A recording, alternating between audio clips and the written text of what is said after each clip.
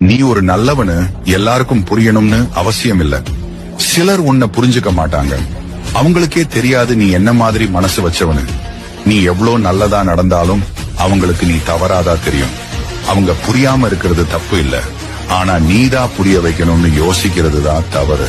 அதனால நீயே குற்றவாளி மாதிரி என்றதை விட்டு நீ ஒரு புத்தகம் மாதிரி. அவங்க வாசிக்க தெரியாம இருந்தா புத்தகம் தப்பா இல்ல, அவங்கதான் இன்னும் அந்த லெவலுக்கு வளரல.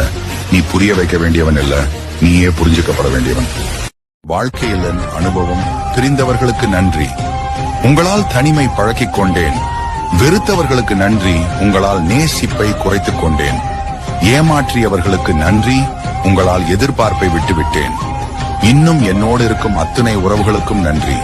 நீங்களும் என் வாழ்வில் ஏதோ ஒரு பாடத்தை சொல்லிக் கொடுக்கத்தான் போகிறீர்கள். அன்பு மட்டும்தான் உலகில் நிரந்தரமானது. அதை உண்மையாக்குவதும் பொய்யாக்குவதும் நாம் நேசிப்பவரிடம் மட்டுமே உள்ளது.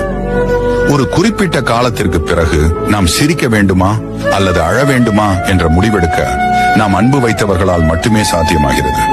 உடலாலும் மனதால் எவ்வளவு பலமானவர்களையும் அழ வைக்கும் ஒரே ஆயுதம் உண்மையான அன்பு மட்டுமே.